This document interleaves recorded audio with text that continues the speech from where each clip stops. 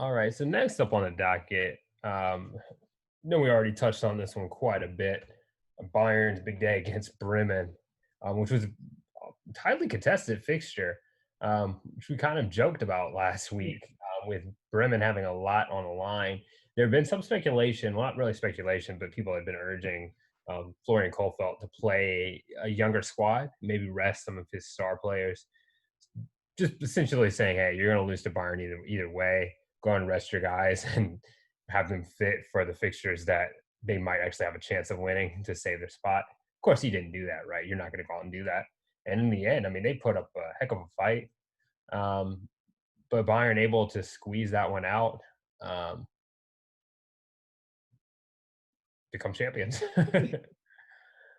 um, is this here the type of fixture that I mean, it is. I guess I'm answering my own question. That grinded out type fixture that sets Bayern apart. Um, it's just that marquee, like this is a game that was tougher than it seemed. Um, yeah, wasn't easy, right? No, certainly not easy against a very well organized team. I mean, it's not the only matchup of a team towards the top facing a team towards the bottom. Both teams fighting for something. One team fighting for their ability to stay in the league, the other one fighting for a chance to win the league. But Bremen clearly came in with the game plan of we're going to sit back in this sort of 5-back man and we're going to be a solid defensive unit and look to break on the counter. And if it's not there, then we'll regroup and get back. And they did that really well. And, I was a little critical of Bayern throughout the game, especially after the first goal. We saw a lot more attempted runs by Muller and Lewandowski trying to get those chipped balls over the top and just did not get the service that they were looking for. So I wished that we had given some more balls over the top that had resulted in a goal already, because clearly we were not going to get anywhere against that set defense other than chipping it over. What a game for Boa. I mean, we touched on this time and time again. The Boa long balls, the Boa chips, just silky, very silky. The Davies red card was unfortunate. Don't a little soft. I can't sit and complain about it, but you got to feel for the young boy, in there, title on the line, pick up the red card. Got to feel for him because he's had just a incredible season. You fellas were talking about it pre-show. I must have missed it. Must be sleeping under a rock. But voting for Bayern Player of the Year. Paulie, tell us what those results look like and how you feel about them. So yeah, basically what I looked at online, it was basically, I guess, due to individuals from Sky Sports. It said that David Alaba was voted player of the season by 26.6%. And I guess you can't forget about obviously the first half of the season and the period before all of this season went to a halt. So I guess when you look at the whole grand scheme of things, yeah, I guess despite the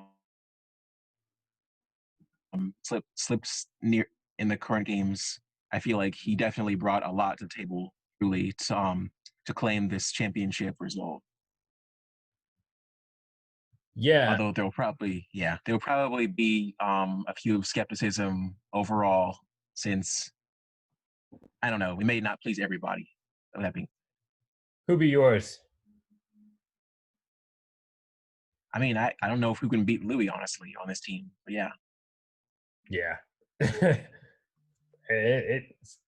You with him, Keena?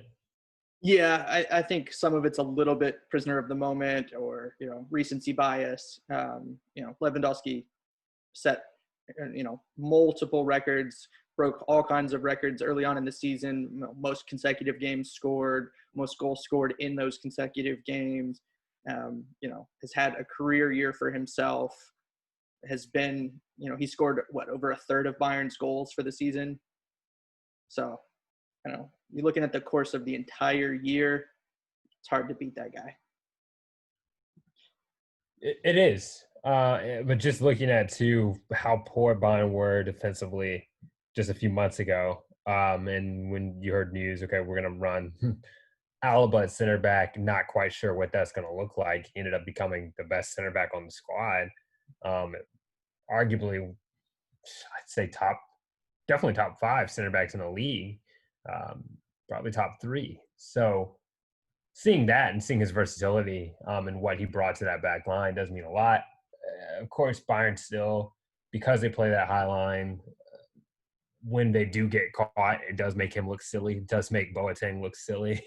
And we've seen that a few times. I think as Paulie alluded to, especially after the break. Maybe a little too much confidence. Who knows, right? So I agree.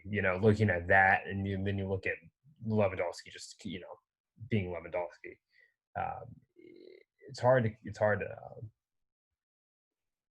Yeah, it's hard to. If there was, it's almost like the GOAT debate, where it's like they're just contributing totally different things, right? Both having historic seasons in their own right. Player that even comes to my mind, Alphonso Davies, just on sheer evolution of the player. This is a guy that people were unsure if he even would have Bayern mentality, criticizing Brazo for going and getting an MLS, a Canadian of all people. And he's playing behind, at the time, my pick for best left back in the world for multiple seasons, right? We're looking at Alaba being that easily for the past 5 seasons, right? So to come into that environment, teenager, and now taking that starting role week in and week out, we've seen how many games he saved our butt, on counterattacks, tracking back and catching guys. He'd be one of my top ones of the season, and again, it's unfair because you're not going to see that type of jump for someone like Lewandowski, who's already so high. Not to say that he hasn't jumped this season, or even a Thomas Muller, who's reached incredible heights. Obviously came in at a lower level, right? But still, just looking at that evolution of the man is crazy. Yeah, I think you've hit my sort of top 4 guys, or 4 of my top 5 in Alaba, Davies, Lewandowski, and Muller. Yeah, and honorable mention to Xerxes. Honorable mention to Zerk when he's called upon. He delivers. Yeah. But all in all, not the most glamorous day for Bayern, but they're not always glamorous, and that's again what sets them apart. You only need to get 3 points. Yeah,